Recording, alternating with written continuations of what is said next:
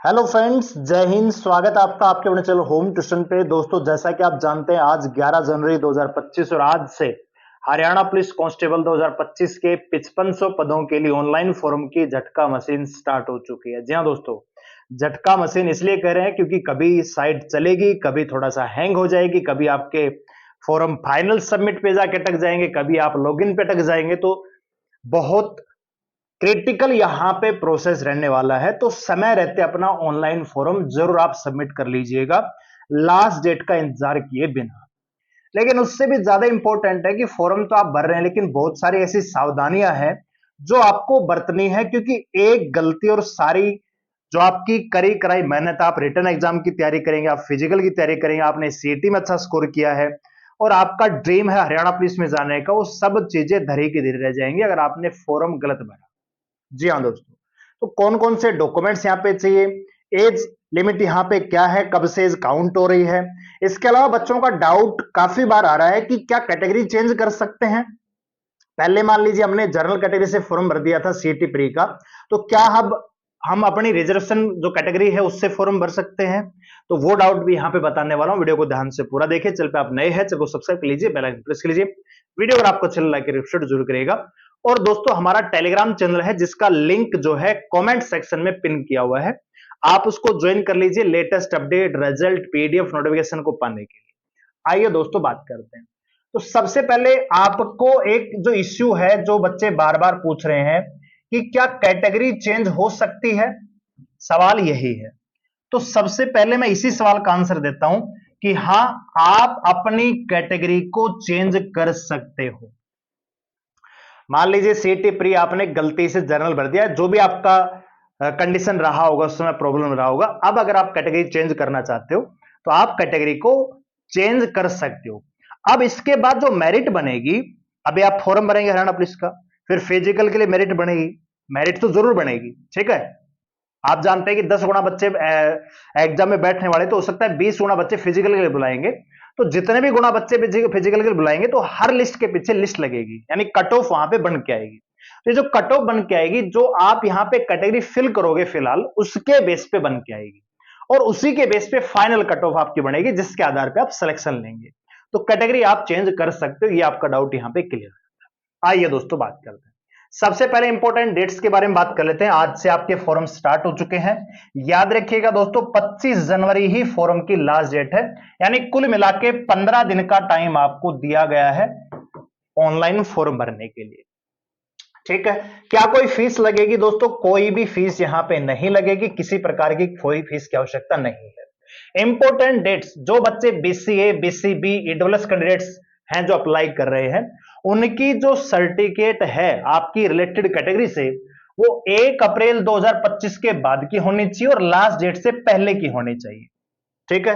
तो जाहिर सी बात है, लास्ट डेट से पहले की बनी होगी और 1 अप्रैल पिछले साल अप्रैल के बाद की बनी होनी चाहिए, ठीक है। ये अगर नहीं है तो पहले बनवाइए और फिर फॉर्म अप्लाई कीजिएगा। इसके अलावा जो बच्चे डीएससी ओएससी से रिलेट करते हैं, उनकी जो सर्टिफिकेट है, सपोर्टिंग सर्टिफिकेट जो है 13 नवंबर 2024 के बाद की और लास्ट डेट से पहले की होनी चाहिए, इस बात को आप जानते होंगे।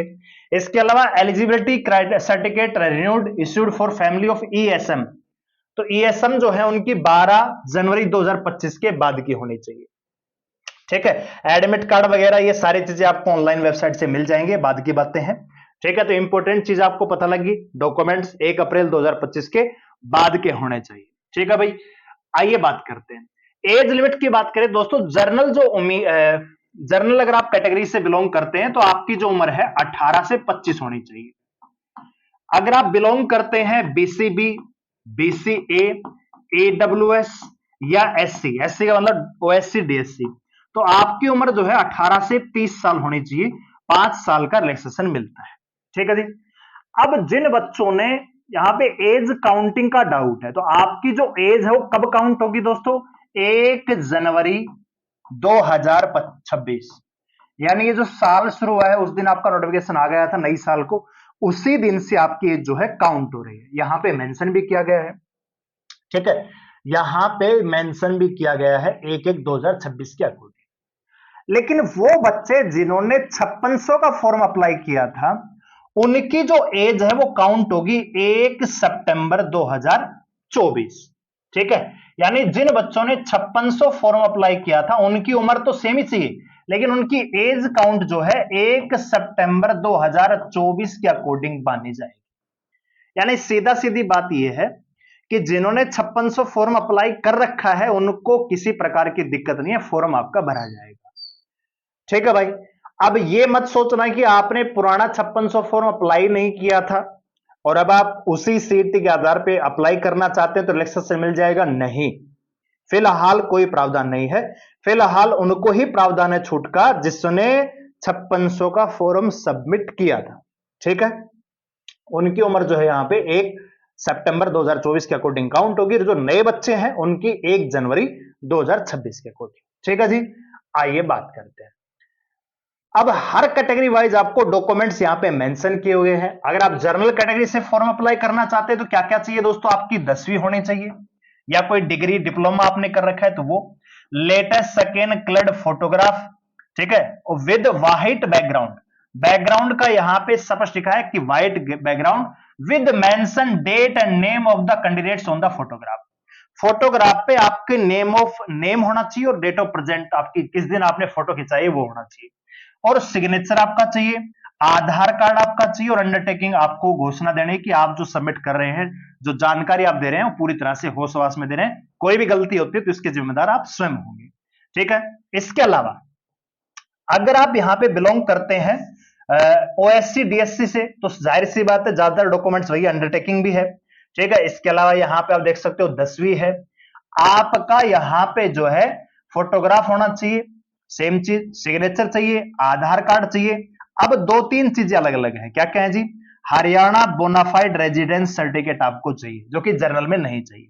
सेकेंड कॉपी ऑफ डीएससी और ओएससी, ये कब की होनी चाहिए दोस्तों, ये आपकी 13 नवंबर 2024 से बाद की होनी चाहिए। और एनी अदर रजिस्ट्रेशन जो आपको चाहिए तो उससे संबंधित आपको यहां पे डॉक्यूमेंट देने पड़ेंगे। अगर आप यहां पे बीसीए से बिलोंग करते हैं, देखो स्पष्ट रूप से लिखा है, कई बच्चे पूछते हैं क्या क्या डॉक्यूमेंट चाहिए सर, लिखा हुआ है भाई, आपको 10वीं या कोई आपकी, किसी ने 10वीं कर रखी है, किसी ने 12वीं कर रखी है, किसी ने ग्रेजुएशन कर रही है, तो आपके जो रिलेटेड है एजुकेशन डॉक्यूमेंट्स वो चाहिए। Latest scanned photograph with white background, same चीज है, डेट आपका नाम उस पर होना चाहिए, सिग्नेचर, आधार कार्ड, रेजिडेंट, बीसीए सर्टिफिकेट जो 1 अप्रैल 2025 के बाद का बना होना चाहिए, और कोई रिजर्वेशन आपको हाइट में चाहिए उससे रिलेटेड आपको चाहिए, और अंडरटेकिंग। ठीक है, जो कैंडिडेट बीसी बिलोंग करते हैं तो उनको भैया वही जो एजुकेशन, फोटोग्राफ, सिग्नेचर, आधार कार्ड, रेजिडेंट, बीसीबी सर्टिफिकेट और अदर रेजिडेंट रेजिस्ट्रेशन सर्टिफिकेट अगर कोई चाहिए आपको, और अंडरटेकिंग। तो हर कैटेगरी का यहां पे, जैसे ईडब्ल्यूएस की बात करें तो ईडब्ल्यूएस का भी यहां पे दिया हुआ है, सेम डॉक्यूमेंट्स है, बस ईडब्ल्यूएस का डॉक्यूमेंट्स यहां पे सर्टिफिकेट आपका अलग चाहिए।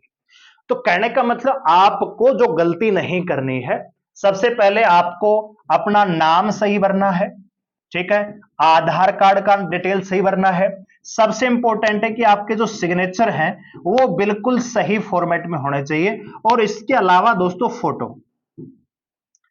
आपके रिजेक्शन का कारण क्या बनेगा, कौन सी गलती आप करेंगे जिससे आपका फॉर्म रिजेक्ट हो सकता है, तो वो यहां पे मेंशन किए गए हैं। सबसे पहले देखिए यहां पे दे रखा है more than one application form for a particular post.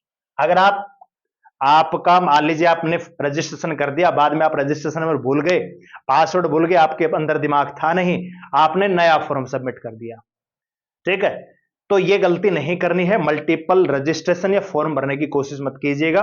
अगर आपको जानकारी पूरी नहीं है तो जो आपके सीएससी सेंटर है, साइबर कैफे हैं, या कोई फॉर्म भरने वाला है तो उसके पास जाके बैठ के जिम्मेदारी से फॉर्म भरवाना है। ऐसा नहीं उसको डॉक्यूमेंट देख के आ गए भाई मेरा फॉर्म भर देना। कई बार ऐसा होता है कि एक कैंडिडेट के डॉक्यूमेंट्स किसी और के लग गए, ठीक है, या किसी और की फोटो किसी और के डॉक्यूमेंट्स में लग गई, तो ये गलती फिर साइबर कैफे वाले की थोड़ी मानी जाएगी, गलती आपकी मानी जाएगी, जिम्मेदार आप रहेंगे। तो जिम्मेदारी के साथ फॉर्म भरना है, क्योंकि बार बार ये मौका नहीं मिलेगा। एक बार फॉर्म रिजेक्ट, उसके बाद आप फिर कितना भी कोशिश कर लीजिए, फिर उस चीज का फायदा नहीं है। तो इसलिए चीजों को सीरियसली लीजिएगा।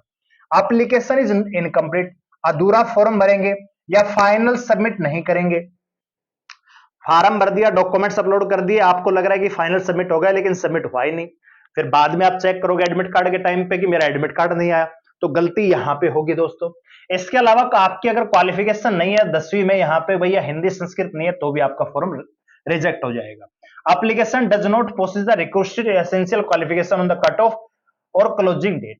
अगर आपने क्लोजिंग डेट के टाइम पे क्वालिफिकेशन ही पूरी नहीं कर रहे हैं तो आपका फॉर्म रिजेक्ट हो जाएगा। कैंडिडेट्स जो अंडर एज है या ओवर एज है तो ये भी रिजेक्शन का कारण बन जाएगा।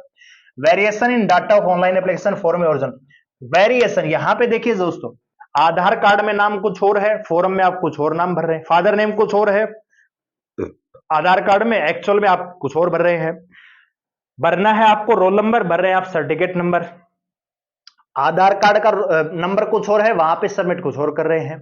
ठीक है, तो ये चीजें आपको ध्यान रखनी है, मिसमैच नहीं होना चाहिए ध्यान से। माता का नाम कुछ और है, एक्चुअल डॉक्यूमेंट्स में आपने लिख लिया कुछ और। इसके अलावा नो अपलोडिंग, जो आपके सिग्नेचर हैं, फोटोग्राफ हैं, वो आपने ध्यान से नहीं भरे। सबसे इंपॉर्टेंट यहाँ पे 4 चीजें हैं। Number 1 mobile number, mobile number दोस्तों वही जो आपका चालू हो, जिसपे आपको ओटीपी वगैरह रिसीव हो, ताकि भविष्य में आप अगर रजिस्ट्रेशन या पासवर्ड भूल भी जाए तो ओटीपी के माध्यम से आप खुद अपने डेबिट कार्ड या प्रिंट आउट आप निकाल सकें।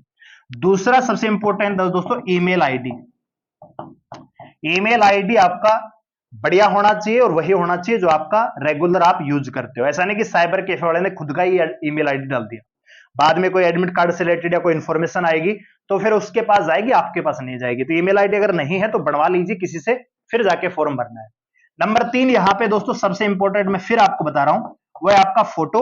और नंबर 4 जो सबसे इंपॉर्टेंट है वो दोस्तों सिग्नेचर। ठीक है, बाकी फॉर्म भरते समय आपको सावधानी बरतनी है। तो ये कुछ कारण है जिनसे आपका फॉर्म जो है रिजेक्ट हो सकता है। और कैटेगरी चेंज का जो इश्यू था वो मैंने आपको बता दिया, कैटेगरी आप चेंज कर सकते हैं। एक गलती सब खत्म। तो फॉर्म को जिम्मेदारी के साथ पूरी ध्यान से आपको फॉर्म भरना है ताकि रिजेक्शन का कोई कारण ना आए। ठीक है दोस्तों, तो फिलहाल अपडेट ये है, हरियाणा पुलिस कांस्टेबल 2025 के लिए ऑनलाइन फॉर्म स्टार्ट हो चुके हैं। आप भी अपना समय रहते फॉर्म भरिए, रजिस्ट्रेशन करवाइए, जिम्मेदारी के साथ खुद जाके साइबर कैफे वाला जिसके पास भी आप भरवा रहे हैं, कोशिश कीजिए कि खुद ना भरिए। अगर आपको ठीक से भरना नहीं आता है तो जाके भरवा लीजिए, 150-200 रुपए में कुछ नहीं जाता, कम से कम फॉर्म सही से सबमिट होगा। ठीक है, और फॉर्म भरने के साथ साथ आपको फिजिकल की भी तैयारी करनी है, क्योंकि बहुत जल्दी फिजिकल की डेट भी आपकी अनाउंस हो जाएगी। तो आपका स्कोर कितना है, कौन सी कैटेगरी है, और आप हरियाणा पुलिस के अलावा कौन कौन सी वैकेंसियों की तैयारी भी कर रहे हैं कि नहीं कर रहे हैं, खाली हरियाणा पुलिस है तो कट ऑफ की एक वीडियो और लेके आएंगे, ताकि जो आपके अंदर डर बैठा हुआ है कि कट ऑफ इस बार कहीं ज्यादा तो नहीं जाएगी, क्या मेरा रोल नंबर आएगा कि नहीं आएगा, वो सारे डाउट आपके दूर हो जाएंगे। फिलहाल वीडियो को लाइक करें, शेयर करें, चैनल को सब्सक्राइब लीजिए, हमारे साथ जुड़ रहे हैं। धन्यवाद, जय हिंद।